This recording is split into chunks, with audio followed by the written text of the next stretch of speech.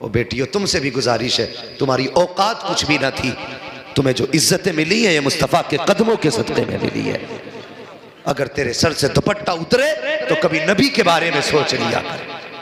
अगर तू बेहयाई के साथ घर से निकले तो हुजूर का एहसान मान लिया कर कि नबी ने तुझ पे कितना बड़ा एहसान किया है। तेरी औकात कुछ भी न थी, अगर ये इज्जत दी है तो मुस्तफ़ा ने दी है। अल्लाह अकबर। उठाई ये तारीख, हातिम ताई की पोती हुजूर की बारगाह में लाई गई। सर पे दुपट्टा नहीं था, मेरे नबी ने अपनी चादर दी थी और उसका सर छुपा दिया था। सहाबा ने कहा था या रसूल अल्लाह, ये तो दुश्मन की बेटी है, काफिर की बेटी है, इसे चादर देने की क्या जरूरत है। तब मेरे नबी ने कहा था चुप हो जाओ, बेटी बेटी हुआ करती है, चाहे वो काफिर की बेटी हो चाहे मुसलमान की बेटी। बेशक बेशक यूं इज्जत मेरे नबी ने तुझे दी। आज तू नंगे सर कॉलेज जाएगी तो नबी को बड़ी तकलीफ होगी।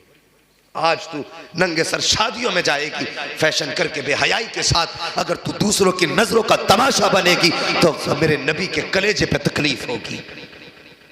बदलिए तरीके। तुम्हारी भी जिम्मेदारी है हुजूर की कुर्बानियों का ख्याल रखो, और हमारी भी जिम्मेदारी है कि बहन बेटियों का ख्याल रख के अपने नबी को राजी करें, अपने पैगंबर को राजी करें। इनका दिल न तोड़ा करो, इन्हें सताया ना करो, इन्हें रुलाया ना करो, इनको खुश करना। यकीन जानिए जब बेटियां मुस्कुराती हैं तो मदीने वाले मुस्तफ़ा मुस्कुराने लग जाते हैं। हाँ, इन्हें बोझ ना समझो। कितने लोगों ने हजरत इसलिए औरतों को तलाक दे दी कि उनके जिस्म से कोई बेटा ही पैदा ना हुआ। खुशी मना, वरना अगर हो जाता पैदा जूता मारता तेरी सर पे। हाँ, नाजों के पले हमने बहुत बिगड़े देखे हैं, नाजों के पले अक्सर जूते उठाते हैं। मगर बेटियों को आजमाना, इकलौती भी होगी ना, कितने भी लाड़ की पली होगी, और तू अगर मजदूरी करता है, तेरे कोई खास कमाई नहीं है, ईद के दिन बेटी को भी बैठाना और बेटे को भी बैठाना।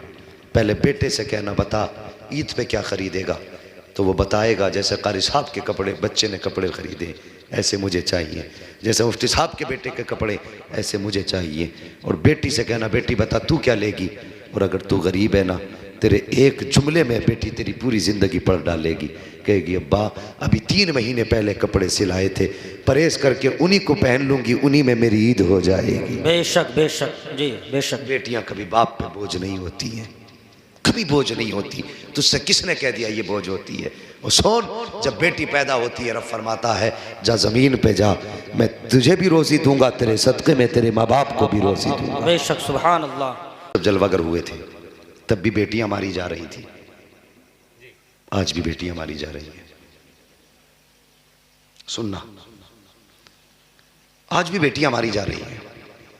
तब पैदा होने के बाद मारी जा रही थी, आज पैदा होने से पहले मारी जा रही है।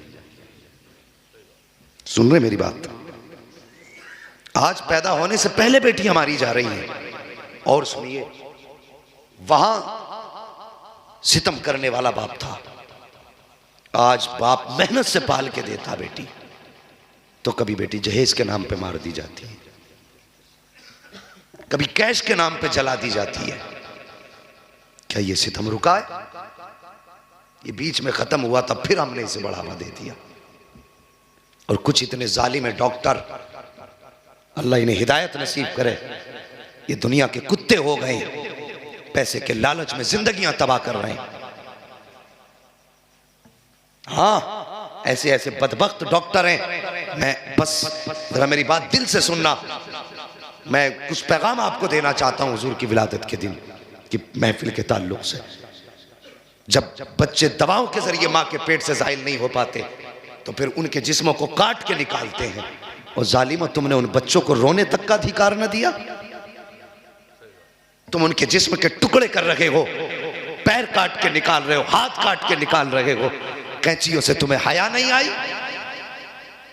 तुम्हें बिल्कुल दर्द तक नहीं आया? तेरे हाथ में सुई चुभ जाए तो तू उसमें टेटनिस के इंजेक्शन ले रहा है, कहीं तू मर ना जाए। और तूने उस बच्ची का पेट के अंदर ही गला काट दिया। कौन सा चेहरा मुस्तफा के सामने लेके जाएगा? क्या जवाब देगा रब के सामने? कुरान फरमाता वइदल मौऊदतु सुइलत बिअय्यि ज़ंबिन कुतिलत। है कोई इसका जवाब? क्यों कत्ल कर रहे हो? इसलिए कि ये बेटियां बोझ बनेंगी, सुनिए, अगर बेटियों को बोझ समझते हो तो सुनो, ये बेटे जिंदगी का सहारा होते हैं, बेटी आखिरत का सहारा होती है। बेशक बेशक। हाँ, और इस दुनिया के सहारे का भी क्या लेना। इन सहारों ने कितने बापों को भीख मांगने के लिए रोड पे छोड़ रखा है। बेशक। मैंने देखा है कितने बेटों को कि आराम से पंखे के नीचे सो रहे हैं और बाप तेरे मेरे दरख्त के आगे लेट करके अपना टाइम गुजारता है। यह है सहारा। इसके लिए बेटी कत्ल कर दी। और कितनी बार तो ऐसा होता है जब बेटे माँ बाप को अकेला छोड़ देते हैं और बाप अपनी मुसीबतों में तड़पता है ना, तो ससुराल से बेटियों को खबर मिलती है, दौड़ के आके गले में हाथ डाल के कहती है, अब्बा अकेला महसूस ना करना, अभी तेरी बेटी जमीन पे जिंदा मौजूद है। बेशक बेशक बेशक। इन्हें कत्ल करने पे लगे हो, इन्हें बोझ समझ रहे हो। सुनिए, बेटियों को बोझ न समझिए। बेटा अगर दुनिया का सहारा है तो बेटी, सारे बोले बेटी आखिरत का सहारा, बेटी आखिरत का सहारा, आखिरत का सहारा है। और भाइयों से भी गुजारिश करूंगा, बाप के इंतकाल के बाद उनकी जायदाद पे सांप बन के मत बैठना। हाँ, बाप का इंतकाल हुआ, बेटियों की शादी कर दी, अपना आप सांप बन के बैठ गया, अब उसके लिए एक कप चाय भी हराम हो जाती है। शर्म कर, उसका भी हक है इसमें जिसमें बैठा है। तो वो नहीं ले रही है, उसकी शराफत है, वरना अगर चाहे तेरे हलक से निकाल लेगी। और उसी बहन बेटी को धक्का देके घरों से निकाला जाता नहीं। बेटियों को इज्जत दिया करो, मेरे हुजूर का पैगाम है। हुजूर आए तब बेटियों को इज्जत मिली है, हुजूर आए तब बेटियों को वकार मिला है। और बेटियों, तुमसे भी गुजारिश है, तुम्हारी औकात कुछ भी ना थी, तुम्हें जो इज्जतें मिली है ये मुस्तफ़ा के कदमों के सदक़े में मिली है।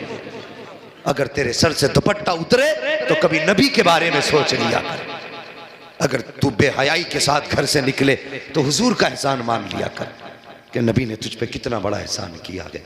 तेरी औकात कुछ भी न थी, अगर ये इज्जत दी है तो मुस्तफ़ा ने दी है। अल्लाह अकबर। उठाई ये तारीख, हातिम ताई की पोती हुजूर की बारगाह में लाई गई, सर पे दुपट्टा नहीं था, मेरे नबी ने अपनी चादर दी थी और उसका सर छुपा दिया था। सहाबा ने कहा था, या रसूल अल्लाह, ये तो दुश्मन की बेटी है, काफिर की बेटी है, इसे चादर देने की क्या जरूरत है। तब मेरे नबी ने कहा था, चुप हो जाओ, बेटी बेटी हुआ करती है, चाहे वो काफिर की बेटी हो चाहे मुसलमान की बेटी। बेशक बेशक। यूं इज्जत मेरे नबी ने तुझे दी। आज तू नंगे सर कॉलेज जाएगी तो नबी को बड़ी तकलीफ होगी। आज तू नंगे सर शादियों में जाएगी फैशन करके बेहयाई के साथ, अगर तू दूसरों की नजरों का तमाशा बनेगी तो मेरे नबी के कलेजे पे तकलीफ होगी। बदलिए तरीके। तुम्हारी भी जिम्मेदारी है हुजूर की कुर्बानियों का ख्याल रखो, और हमारी भी जिम्मेदारी है कि बहन बेटियों का ख्याल रख के अपने नबी को राजी करें, अपने पैगंबर को राजी करें। इनका दिल न तोड़ा करो, इन्हें सताया न करो, इन्हें रुलाया न करो, इनको खुश करना। यकीन जानिए, जब बेटियां मुस्कुराती हैं तो मदीने वाले मुस्तफ़ा मुस्कुराने लग जाते हैं। हाँ, इन्हें बोझ न समझो। कितने लोगों ने हजरत इसलिए औरतों को तलाक दे दी कि उनके जिस्म से कोई बेटा ही पैदा ना हुआ। खुशी मना, वरना अगर हो जाता पैदा जूता मारता तेरी सर पे। हाँ, नाजों के पले हमने बहुत बिगड़े देखे हैं, नाजों के पले अक्सर जूते उठाते हैं। मगर बेटियों को आजमाना, इकलौती भी होगी ना, कितने भी लाड़ की पली होगी, और तू अगर मजदूरी करता है, तेरे कोई खास कमाई नहीं है, ईद के दिन बेटी को भी बैठाना और बेटे को भी बैठाना। पहले बेटे से कहना, बता ईद पे क्या खरीदेगा, तो वो बताएगा जैसे कारी साहब के कपड़े बच्चे ने कपड़े खरीदे ऐसे मुझे चाहिए, जैसे मुफ्ती साहब के बेटे के कपड़े ऐसे मुझे चाहिए। और बेटी से कहना, बेटी बता तू क्या लेगी, और अगर तू गरीब है ना, तेरे एक जुमले में बेटी तेरी पूरी ज़िंदगी पढ़ डालेगी।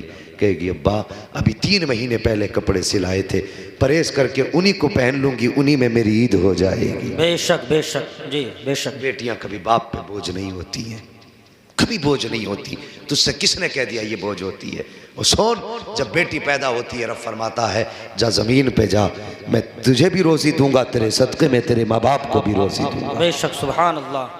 नारे तकबीर।